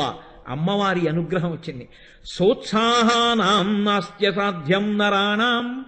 ఎవడికి ఈ ఉత్సాహం ఉందో, అసలు అటువంటి సంకల్పం చేస్తాడో వాడికి అమ్మవారి అనుగ్రహం ఉంటుంది. అసలు ఆ ఉత్సాహమే లేకుండా ఏదో కనపడింది తిందాం, హాయిగా అనుభవిద్దాం, ఎందుకు వచ్చింది మనకి ఇవన్నీ, ఎందుకు వచ్చింది ఈశ్వరుడు ఎందుకు, దేవాలయం ఎందుకో, పురాణం ఎందుకో, పూజ ఎందుకో, ఎందుకు వచ్చింది ఆ ప్రయత్నాలు ఎందుకో, ఏదో ఇలా పడుంటే పోలేదా అని తేలికగా హాయిగా సుఖంగా ఫలితాలన్నీ ఎలా వచ్చేస్తాయో ఎప్పుడు షార్ట్ కట్లు ఆలోచించుకుంటూ, ఇంకా అన్నిటికన్నా తేలిక మార్గం ఏంటంటే అసలు ఈశ్వరుడు ఎక్కడున్నాడు, దేవాలయాలు ఎక్కడున్నాయి, అవన్నీ ఎందుకు, దేవాలయాలే కట్టకండి, ఈశ్వరుడే అక్కర్లేదని చెప్పగలిగినటువంటి స్థితికి నీకు పెద్ద పరిపక్వత ఏం అక్కర్లేదు. ఏ చేతకాని వాడైనా ఆ మాటలు చెప్పేస్తాడు. చేతకాంతనం ఒక్కటి చాలా మాట చెప్పడానికి. అవతలవాడి యొక్క బుద్ధిని ఒక క్రమంలోకి వెళ్ళేటట్టుగా చేయడానికి పరిశ్రమ కావలసి ఉంటుంది. అది నువ్వు చేస్తే నిన్ను లోకం కూడా నమ్ముతుంది. అసలు నువ్వే చెయ్యని వాడిని నిన్నేమని నమ్ముతారు, నువ్వు చెయ్యి నిన్ను నమ్ముతారు. అలా చెయ్యడం అమ్మవారి అనుగ్రహం ఉంటే చేస్తాడంటున్నారు. మార్గారబ్ధా సర్వయత్నా ఫలంతి. అలా సంకల్పం చేసి కృతనిశ్చయంతో నా వెనక తల్లుందని ఎవడు నడుస్తున్నాడో వాడి వెనక తల్లుంది అన్నారు. అమ్మవారి అనుగ్రహం ఉంది, దానికి సౌభాగ్యం అని పేరు. జ్ఞాపకం పెట్టుకోండి, ఏది సౌభాగ్యం, అది సౌభాగ్యం. కాబట్టి ప్రయత్నము. అందుకే ఉద్యోగం పురుష లక్షణం. ఉద్యోగం పురుష లక్షణం అంటే డబ్బుల కోసం ఉద్యోగం చేయమని కాదు, ప్రయత్నం పురుష లక్షణం. ప్రయత్నం చెయ్యాలి. అసలు ఏమీ చేయకుండా నా ఇంటి పట్టును నేను పడుంటాను, జరిగితే జరుగుతుంది, లేకపోతే లేదంటే వాడు భండాసురుడు. దొరికింది తిని నెలబట్టను పడుకుంటాడంతే. వాడి జీవితం మొత్తం మీద వాడు ఎన్నడూ ఒక త్యాగముతో సాహసముతో కూడిన కర్మ వాడి జీవితంలో వాడు చెయ్యలేడు. వాడు చెయ్యడు. ఎప్పుడు అక్కర్లేనివన్నీ చేస్తాడు. ఈశ్వర కార్యంలో నేను ఈ పని ఒకటి చేస్తాను అని నిక్కచ్చిగా అలా నిలబడిపోవడానికి వాడు ఇష్టపడ్డాడు. ఎందుకు ఇష్టపడ్డంటే వాడికి అలా అనేటప్పటికీ, నేను ఇలా అన్నానని ఏమనుకోకండి అమ్మా, మీరు పూజ చేసుకోండి ఎంతసేపట్లో అయిపోతుందని అడుగుతారు. అంటే మీరు ఎంతసేపు చేయించగలరని అడిగారు అనుకోండి, షహబాష్, పొంగిపోవాలి. మీరు చూడండి, నేను వారిని విమర్శించట్లేదు, అడిగిన వారు. అది లోకము యొక్క పోకడ. సత్యనారాయణ వ్రతం మీరే చేయించుకునేది. ఆయన ఎంతో బాగా చేయిద్దామని వస్తే ఎంతసేపట్లో అయిపోతుందండి అంటే అసలు ఆ ప్రశ్న యందు నిరుత్సాహం ఉన్నది. దానిలో రమించిపోయేవాడికి సమయంతో పని ఏమిటి? కాబట్టి ఇది చెప్తా, మార్గారబ్ధా సర్వయత్నా ఫలంతి. మళ్ళీ చెప్తున్నాను, నేను అడిగిన వారిని విమర్శించట్లేదు. ఆవిడ అడిగింది వేరే కోణంలో అయి ఉంటుంది. ఆవిడ గురించి నేను మాట్లాడలేదు. ఆవిడ అడగడంలో ఒక నిజాయితీ ఉంది. ఆవిడికి చేసుకుందామన్న తాపత్రయం, దాంతోపాటు ఆవిడ ఎవరిని దృష్టిలో పెట్టుకునో ఏ మంచికో అడిగి ఉండొచ్చు. నేను వారి గురించి ఈ మాట చెప్పట్లేదు. లోకంలో ఇది ప్రధానంగా నేను ఎవరి గురించి చెప్తున్నాను అంటే, ఉత్సాహలేమి. అది మృత్పిండం అంటారు. అంటే అది కింద పడితే లేవలేదు, భూమిని అంటుకుంటుంది. బంతి కింద కొట్ట పైకి లేస్తుంది. ఒరే అది చేస్తావా, ఎందుకు చేయలేనండి, ఒరే రోజుకి 18 గంటలు చదవాలరా, 19 గంటలు చదువుతానండి, ఒరే అన్ని పుస్తకాలు ఎక్కడ కొంటానరా, లైబ్రరీ నుంచి తెచ్చుకుంటానండి. ఈ సంకల్పం ఎవరికి ఉందో వాళ్లే మహాత్ములయ్యారు. పుస్తకాలు వీపు కట్టుకుని ఈదుతానన్న మహానుభావుడు లాల్ బహదూర్ శాస్త్రి గారు ఈ దేశానికి ప్రధానమంత్రి అయితే, కాశ్మీర్ వివాదం మీద మాట్లాడడానికి జవహర్లాల్ నెహ్రూ గారు పిలిచి నువ్వు వెళ్ళవయ్యా అంటే ఆయన తటపటాయించారు. ఏమి శాస్త్రిజీ, దేనికి వెనకాడిన వాడివి, దేనికి వెనకాడుతున్నావు అని అడిగారు నెహ్రూ గారు. అడిగితే, నాకు అటువంటి చలి ప్రాంతానికి వెళ్ళడానికి సరి అయిన ఉన్నికోటు లేదు అని చెప్పుకున్నాడు ఆయన. మన జాతి దౌర్భాగ్యం ఏమిటంటే, అటువంటి వ్యక్తి ఒకడు ఈ దేశానికి ప్రధానమంత్రి చేశాడు. ఎప్పుడైనా గుర్తొస్తాడు. పోనీ ఆయన పేరు ఓ బస్ స్టాండ్కి పెట్టేవాడు కూడా లేడు. ఇవాళ బస్ స్టాండ్ కూడా లేదు. అసలు ఆయన ఓ ప్రధానమంత్రి అని, ఆయన గురించి ఓ పుస్తకంలో రాద్దామని, ఆయన గురించి చెప్దామని లేదు. ఎవ్వరి గురించి చెప్పకూడదు. అటువంటి విచిత్రమైనటువంటి స్థితిలో ఇవాళ మనం మన బిడ్డల్ని తయారు చేసుకునే స్థితిలో ఉన్నాం. ఏది అందించాలో అది మనం అందించడంలో అడ్డుకట్ట వేసేస్తున్నాం. కాబట్టి ప్రాజ్ఞులైన తల్లిదండ్రులు తాము చెప్పుకోవలసి ఉంటుంది పిల్లలకి తప్ప, పాఠశాలలు ఎవరో ఏదో చేస్తారో అనుకోవడానికి అవకాశము లేని రీతిలోకి చదువులు వచ్చేసాయి. ఇవాళ పాఠాలు కూడా స్వార్థంతో కూడినవే. పిల్లలకి చెప్పే పాఠం కూడా స్వార్థమే.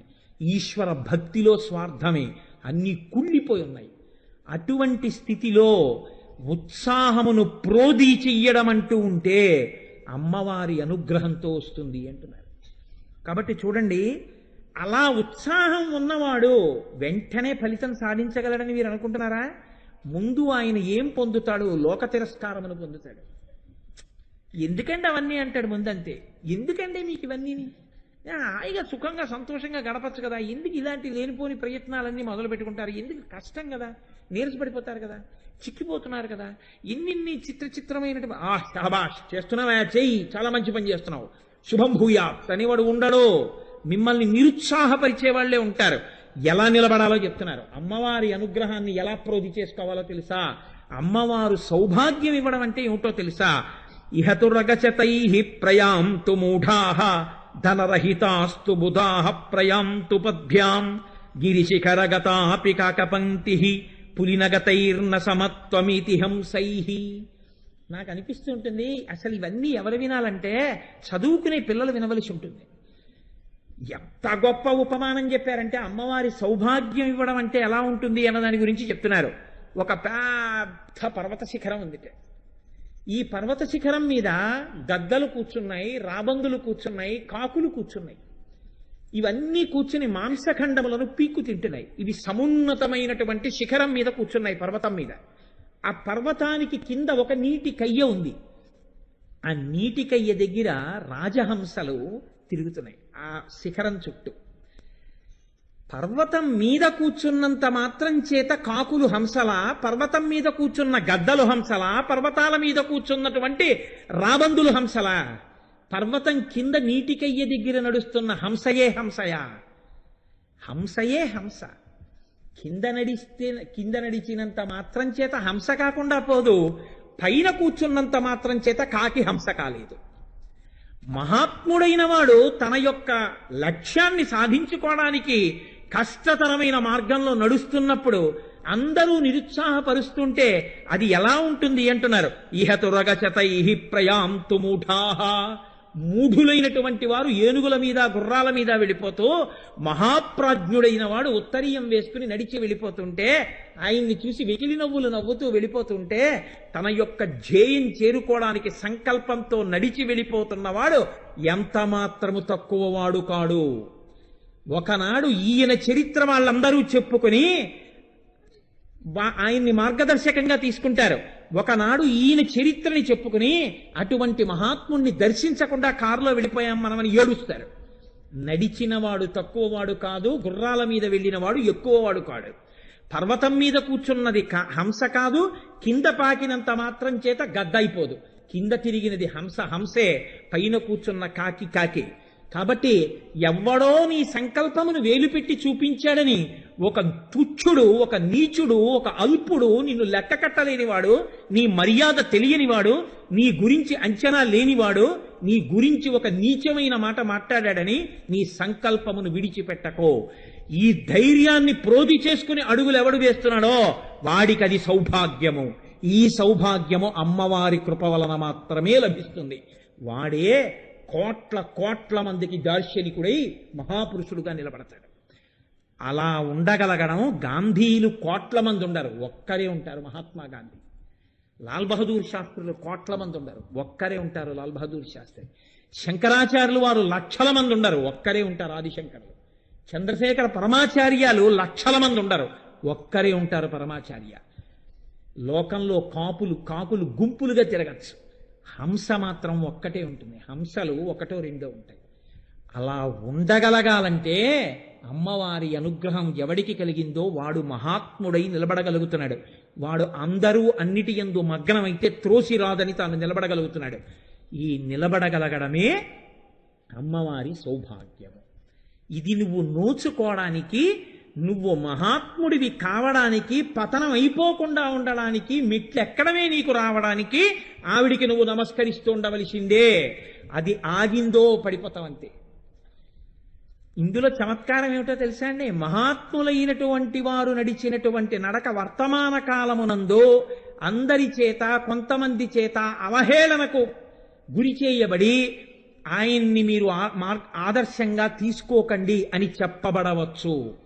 కానీ కాలము యొక్క పరీక్ష యందు నిలబడి ఆయన తాను మహాత్ముడిని నిరూపించుకున్న నాడు యుగాలు మారిపోయినా ఆయన్నే మీరు ఆదర్శంగా తీసుకుంటారు. తండ్రి మాట కోసమని చెప్పి 14 సంవత్సరములకు అరణ్యవాసమునకు వెళ్ళిపోయినటువంటి రామచంద్రమూర్తి ఆ కాలంలోనే రావణాదులకు పనికి మాలినవాడుగా కనపడి ఉండి ఉండవచ్చు. కానీ పనికి మాలినవాడుగా ఎవరికి కనపడ్డాడో వాడి 10 తలలు తెగిపోయాయి. రాముడు ఈశ్వరుడయ్యాడు. త్రేతాయుగం పోయినా కలియుగంలో కూడా రాముడికి ఆరాధనలున్నాయి. ఈ యుగంలోనైనా 10 తలకాయలు లేకపోయినా ఒక తలకాయతో రామనింద చేసిన వాడు పొందే స్థితి కూడా అంతే కదండి. అప్పుడు రావణుడు ఉంటే ఇప్పుడు రావణుడు ఉండడేంటి? ఇప్పుడు ఉంటాడు ఖచ్చితంగా. రాముడు ఉన్నప్పుడు రావణుడు ఉంటాడు. రాముడు ఎక్కడ ఉంటాడో అక్కడ రావణుడు నింద చేస్తూనే ఉంటాడు. కాబట్టి వాడు రావణుడని నువ్వు తెలుసుకోగలిగితే అసలు వాడి పేరు నువ్వు ఎందుకు ఎత్తాలి? వదిలిపెట్టేసే అంతే. రావణుడెప్పుడు రావణుడిగా కనపడు, కరుణకు నిధిగా కనపడతాడు. ఎందుకు కనపడతాడు? సీతమ్మ తల్లి దగ్గరికి వెళ్ళి నేను రాక్షసుండని చెప్పుకున్నాడేంటి? ఎంతో ప్రేమ ఉన్నవాడిగా, ఎంతో దయ ఉన్నవాడిగా, ఏకవేణి ధరాచయ్యాం ధ్యానం మలినమంబరం అస్థానే ఉపవాసస్య నైతానోపైకానితే. సీత ఎందుకలా ఒంటి జడ వేసుకుంటావు? ఎందుకు అన్నం తినకుండా ఉంటావు? నాకెంత బాధేస్తోందో తెలుసా? ఎంతో తాను కారుణ్యమునకు నిధి అయినట్టు, తాను కరుణానిధి అయినట్టు మాట్లాడతాడు. అంత మాత్రం చేత ఆయనయా కరుణానిధి, రామచంద్రమూర్త కరుణానిధి. ఎవరిని కరుణానిధి అని మీరు పిలవవలసి ఉంటుంది అంటే శ్రీరమ సీతగాగ నిజసేవక బృందము వీరవైష్ణవాచార జనంబుగాగ విరజానది గౌతమిగాగ వికుంఠమున్నారయ భద్రశైల శిఖరగ్రముగాగ వసించు చేతనోద్ధారకుడైన విష్ణుడవు దాశరథి కరుణాపయోనిధి. ఎవడు కరుణాపయోనిధో, ఎవడు కరుణానిధో లోకంలో ఆయుగంలోనే ఆయనే తెలుసుకున్నాడు. కరుణానిధిగా కనపడిన వాడు రావణుడు. కరుణానిధిగా మాట్లాడి కరుణానిధి రావణుడని తర్వాత నిరూపింపబడ్డాడు. కొంతమంది ఇంకోళ్ళు తెలుసుకోవలసిన అవసరం లేకుండా నిరూపించేసుకుంటుంటారు మాటల్లో అలా నిరూపించుకోవడమే కరుణానిధినని చెప్పుకుని రావణ ప్రవృత్తి కలిగి ఉండుట. అంటే నేను ఏ వ్యక్తిని గురించి చెప్పట్లేదండి, ఒక తత్వం గురించి చెప్తున్నానని మీరు గుర్తుపట్టారు కదండి. ఒక తత్వాన్ని కదా నేను ఆవిష్కరించినది. నేనే వ్యక్తుల గురించి నాకెందుకు? నేనేం వ్యక్తుల గురించి మాట్లాడలేదు. ఒక కారుణ్య తత్వంలా కనపడడం రావణ తత్వంలా ఉంటుంది కొందరి యందు. రామతత్వం ఇన్ని మాటలు మాట్లాడకపోయినా నిజమైన కారుణ్య నిధిగా ఉంటుంది అని నేను చెప్పానని తెలుసుకోండి. మీరు దానికేవో చిలవల పొలవల అల్లకండి. కాబట్టి ఇటువంటి స్థితి కలగడం, అలా నిలబడగలగడం సౌభాగ్యం. అది అమ్మవారి అనుగ్రహం అంటున్నారు. ఇదండి నిజమైన సౌభాగ్యం. ఈ పూనిక కలగలేదనుకోండి, అలా మీరు నిలబడలేకపోతున్నారంటే అమ్మవారి సౌభాగ్యం మీకు కలగలేదు. మీరు ఇంకా బాగా పట్టుకోవాలి ఆవిడ పాదాలను. అమ్మా నీ సౌభాగ్యం నా ఎందు ఎప్పుడు ప్రసరిస్తుందమ్మా అని అడగాలి. ఎంత గొప్ప మాట అంటారో చూడండి. అందులో ప్రథమ వయసి పీతం తోయమల్పం స్మరంతః శిరసి నిహిత భారా నారికేళానరాణాం సలిలమృతకల్పం దద్యురాజీవితాంతం నహి కృతముపకారం సాధవో విస్మరంతి. మహాత్ముడైనటువంటి వాడికి ఉండేటటువంటి లక్షణాలు, అసలు అటువంటి ఉత్సాహం, అటువంటి సంకల్ప బలం ఒక వ్యక్తి యందు ప్రచోదనం అవ్వడానికి నిప్పు కణిక ఉంటే కదా మీరు ఊదడం. అసలు అది నిప్పు కణికే కానప్పుడు తడిసిపోయినటువంటి కట్టెలు అక్కడ పెట్టి మీరు ఎంత ఊదితే అందులో మంట రాజుకుంటుంది. అవి పోని పొడి కట్టెలైతే ఓ దాని మీద ఒకటి రుద్దితే మంట పుడుతుంది. తడిసిపోయిన కట్టెల్ని మీరు ఎంతకని రాజేస్తారు? రాజెయ్యలేరు. ఏదో ఒక్క సుగుణాన్ని నీయంత నువ్వుగా అలవాటు చేసుకుంటే అమ్మవారి అనుగ్రహం దాన్ని బట్టి నిన్ను పూర్ణం చేసేయగలదు. మీరు చూడండి ఎంత గొప్ప ఉపమానం వేశారండి మహానుభావులు. ఆశ్చర్యం చదువుతుంటే ఏమి చమత్కారం రా అనిపిస్తుంది. లోకంలో ఓ తుమ్మ చెట్టు ఉంది. తుమ్మ చెట్టుకి నీళ్లు పోశారు, అది కొంచెం పెద్దదైంది. ఇప్పుడు మీరు నీళ్లు పోయలేదు. వర్షాలు పడితే అదే మొండిగా పెరిగింది. మీరు నీళ్లు పొయ్యగానే అది ముందు ఆ నీళ్లని ఆధారం చేసుకుని వేసింది ముల్లి. నీళ్లు పోసిన వాడికి ముల్లే గుచ్చుతుంది, దూడకి ముల్లే గుచ్చుతుంది. దాని జీవిత పర్యంతమో ముళ్ళు గుచ్చడం తప్ప దానికి ఇంకోటి రాదు. ఒక కొబ్బరి మొక్కకి మీరు దోషి నీళ్లు పోశారు. ఒడిలిపోతున్నటువంటి కొబ్బరి మొక్కకి దోషుడు నీళ్లు పోస్తే నిలదొక్కున్న కొబ్బరి మొక్క దోషుడు నీళ్ల యొక్క గొప్పతనం, దాహాన్ని తీర్చగలిగిన గొప్పతనాన్ని గుర్తుపెట్టుకుంది. తాను అంతెత్తు పెరిగిపోయింది. అంతెత్తు పెరిగిపోయినా ఎక్కడో భూమిలో ఉన్నటువంటి నీటిని తాను మెల్లమెల్లగా మెల్లమెల్లగా పైకి తీసుకెళ్ళి శుభ్రంగా శుద్ధం చేసి చిన్న పిసరు వాసన రాకుండా తన యొక్క బొండంలోకి పెట్టి పూర్తిగా కప్పేసిన ఆ చీకట్లో ఉండిపోయిన నీరు వాసన రాకుండా ఆ బొండం తీసి నీళ్లు తాగితే చలవ చేసేటట్టుగా దాహం తీరేటట్టుగా తీయగా ఉండేటట్టుగా ఇన్ని చారెడు నీళ్లు తాగిన కొబ్బరి మొక్క ఆ నీటి గౌరవాన్ని గుర్తు పెట్టుకుని తాను బతికున్నంత కాలం కొబ్బరి బొండాల బరువు తల మీద పెట్టుకుని లోకానికంతటికి సుభిక్షమైన కొబ్బరి నీటినిచ్చినట్టు లోకంలో ఏదో ఒకటి చూసి ఇంత సుగుణాన్ని తాను మహాత్ముడైపోతాడు. ఆ లోకంలో ఉన్నటువంటి మహాత్ముడు కావలసిన వ్యక్తి. అసలు లోకంలో ఎప్పుడూ మంచన్నది కనపడకుండా ఎప్పుడెప్పుడు అవకాశం వస్తే అప్పుడప్పుడు చెడువైపుకే మళ్ళీ ఆకర్షితులవుతుంటాడు వేరొకడు. అది వాడి బలహీనత, వాడు బాగుపడ్డవు. అది తుమ్మ మొక్క. మీరు నీళ్లు పోసినా ముళ్ళే, మీరు దానికి దడి కట్టక్కర్లేదు, దాన్ని ముట్టుకుందామన్నా ముళ్ళే, పసిపిల్లకి ముళ్ళే, అన్నింటికీ ముళ్ళే. చిన్న కొబ్బరి మొక్కకి నీళ్లు పోస్తే జీవితాంతం మళ్ళీ నీళ్లే ఇస్తుంది కొబ్బరి మొక్క. ఒక చిన్న విషయాన్ని చూసి తాను మహాత్ముడైపోయింది కొబ్బరి చెట్టు. అందుకే కొబ్బరాకు శుభం. ఎక్కడైనా కొబ్బరాకులు కట్టారనుకోండి శుభం. కొబ్బరి బొండం చెంబు మీద పెట్టారనుకోండి పూర్ణ కుంభం. ఓ కొబ్బరి బొండం తాంబూలంలో పట్టుకున్నారనుకోండి మీరు ప్రథమ పూజకు మొదలుపెట్టేసినట్టు, లేచిపోయినట్టు. ఆఖరికి పెళ్లి కూతురు వస్తోందనుకోండి, బుట్టలో కూర్చుని ఒళ్ళో కొబ్బరి బొండం పెట్టుకుని వస్తుంది. కొబ్బరి బొండం అనేటటువంటిది ఇంత గొప్ప స్థితికి ఎందుకు వెళ్ళిపోయిందో తెలుసా? పుట్టుకతో రాలేదు. చారుడు నీళ్లు తనకి పోసినప్పుడు నీటి గౌరవాన్ని గుర్తించింది ఆ కొబ్బరి మొక్క. బతికున్నంత కాలం లోకానికంతటికి మంచి నీళ్ళు ఇచ్చింది. దానివల్ల అంత గొప్పదయింది. ఇదే సౌభాగ్యం. అందుకే కొబ్బరి చెట్టు, కొబ్బరి మొక్క సౌభాగ్య వస్తువులు అయిపోయాయి. కొబ్బరి మొక్కలు ఎక్కడన్నా కట్టారంటే, కొబ్బరి చెట్టు వేశారంటే, కొబ్బరి తోట ఉందంటే, కొబ్బరి కాయ అంటే కొబ్బరికాయ ఎట్టుకుని ఎడుతున్నారంటే మంగళప్రదంగా గుళ్ళోకి ఎడుతున్నారని గుర్తు. ఆయన కొబ్బరికాయ కొట్టారండి అంటారు. కొబ్బరి మొక్క ఇచ్చారంటే ప్రసాదం. కొబ్బరి మొక్క ఇస్తే ఎంతటి ఐశ్వర్యవంతుడవనివ్వండి, కొద్దిగా ప్రసాదం నోట్లో వేసుకోవలసిందే తప్పించి అయ్యో ఇంతమందిలో పీకు తింటే ఎలాగని కూడా ఆలోచించరు. కొబ్బరి అంత శ్రేష్టం ఎందుకైపోయింది? ఎవరొచ్చినా కొబ్బరికాయ కొట్టవలసిందే. ఎక్కడి నుంచి వచ్చింది దీనికి అంటే, పుట్టుకతో చూడాలి అంటే ముళ్ళ మొక్క పుట్టింది, కొబ్బరి మొక్క పుట్టింది. ఇన్ని నీళ్లు పోస్తే కొబ్బరి మొక్క గుర్తుపట్టి మహాత్ముడైంది. నీవు మహాత్ముడు అవడానికి నువ్వు ఎప్పుడూ తడికర్రగా ఉండిపోతే నీ ప్రారంధం ఎప్పటికీ అవలేవు. నువ్వు ఏదో ఒక చిన్న విషయాన్ని కనీసం లోకంలో మహాత్ముల్ని చూసి నేర్చుకుని నేను ఇలా అవ్వాలనుకుంటున్నానమ్మా, ఊదడానికి సిద్ధంగా ఉందమ్మవారు. అది అవడం గొప్పండి లోకంలో. అది ఆ మాటల్లో చెప్తే చాలా తేలిగ్గా ఉంటుంది. నేను సభాముఖంగా ఎవరో ఒక్కరి గురించి చెప్పాను అని మీరు అనుకోకపోతే నేను మీకు ఒక మనవి చేస్తాను. డాక్టర్ ఐవీరావు గారని ఈ ఊళ్ళోనే ఉన్నారు డాక్టర్ గారు. ఆయన director of medicine Andhra Pradesh, government of Andhra Pradesh చేసి రిటైర్ అయ్యారు. Highest post in medical department. ఆయన రిటైర్ అయినప్పుడు నేను రంగరాయ మెడికల్ కాలేజీకి చీఫ్ గెస్ట్గా వెడితే అక్కడ చెప్పుకుంటుంటే విని ఆశ్చర్యపోయాను. నెలకి కావలసినంత డబ్బిచ్చి, ఫర్నిష్డ్ అకామిడేషన్ ఇచ్చి, ఫర్నిష్డ్ క్వార్టర్ ఇచ్చి, సర్వెంట్స్ని ఇచ్చి, ఆయనకి కావలసినటువంటి వంట మనుషుల్నిచ్చి, కారు ఇచ్చి, మా హాస్పిటల్లో ఆయన ఫిజీషియన్ అని చెప్పుకోవడానికి అవకాశం ఇస్తే అంత డబ్బిస్తా ఉన్నారు.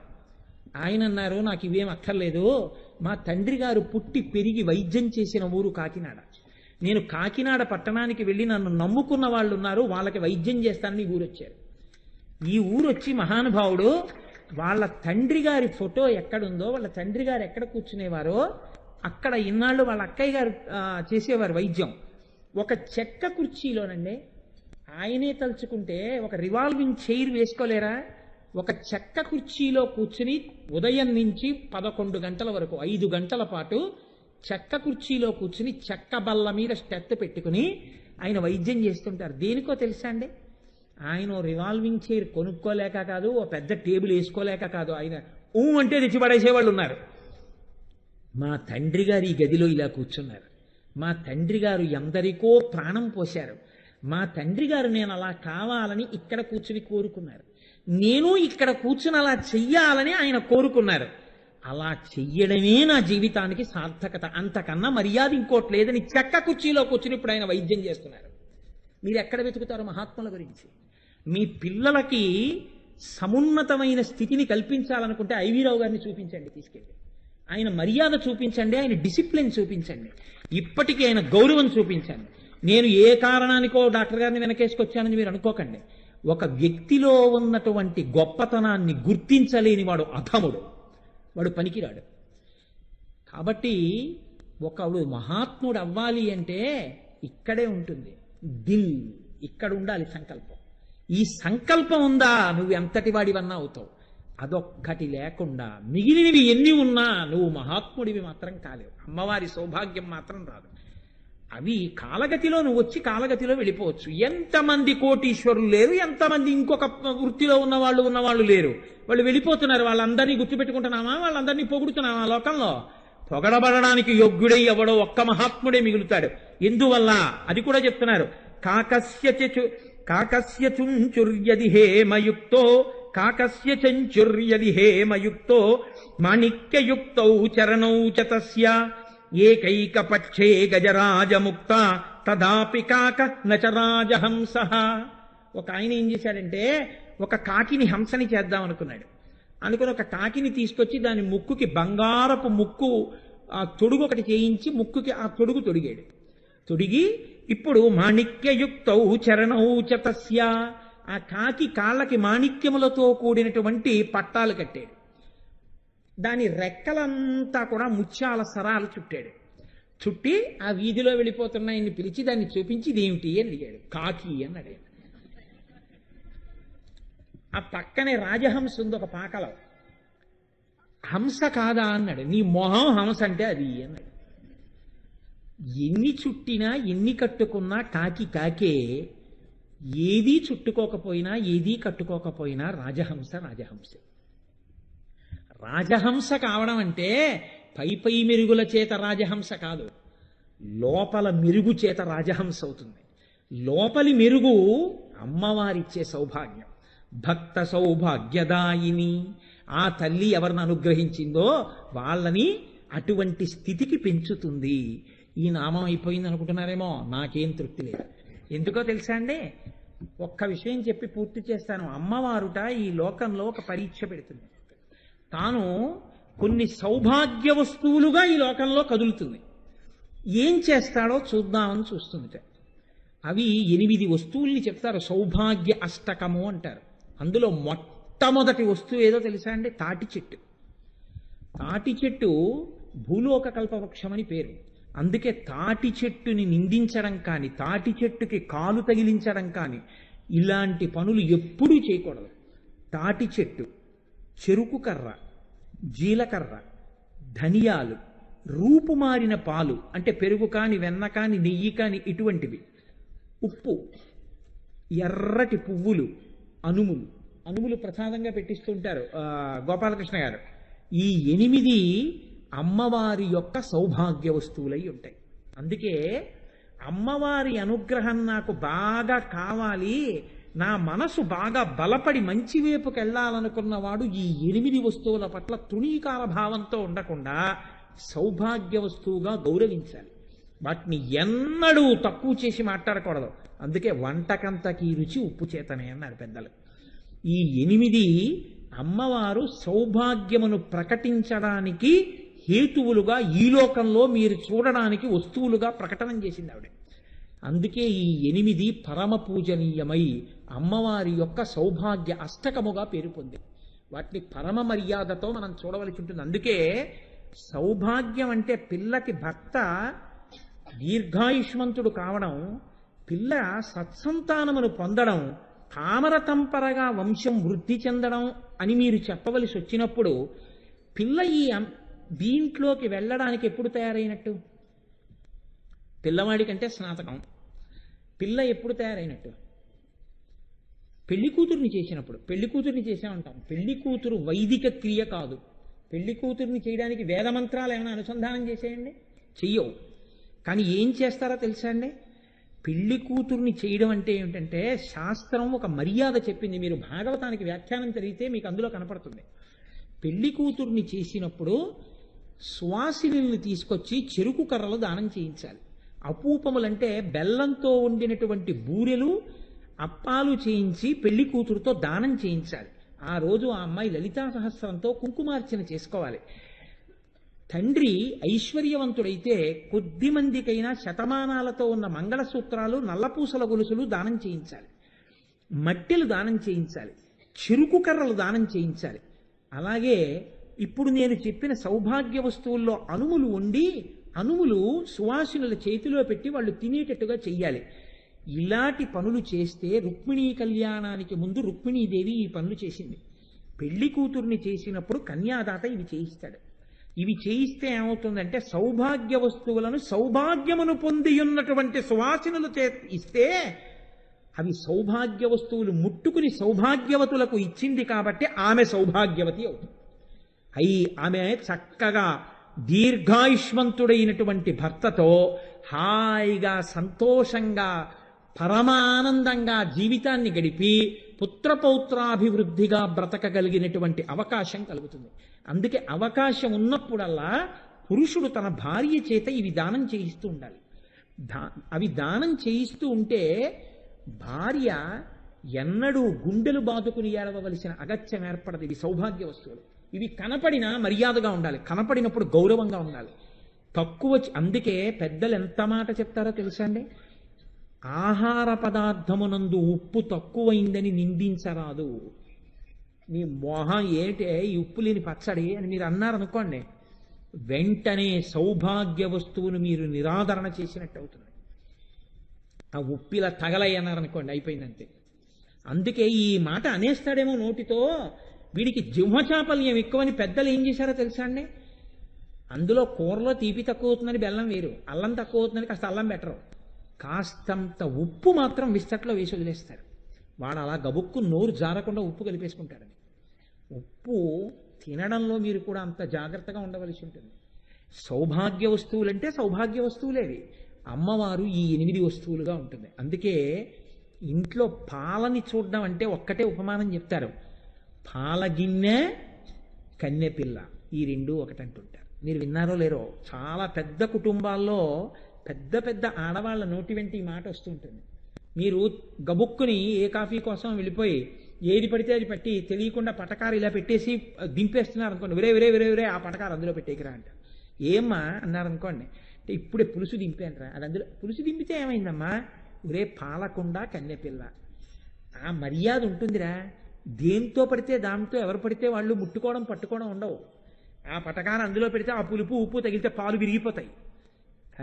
ఆ పాలకి పెరుగే పడాలి, పడితే తోడుకుంటుంది, మళ్ళీ పెరుగైపోతుంది. ఆ పిల్లకి పాణిగ్రహణం యోగ్యుడైన వరుడు తండ్రి చూసి పాణిగ్రహణం చేయించాలి, అప్పుడే ఆమె చక్కటి ఇల్లాలవుతుంది.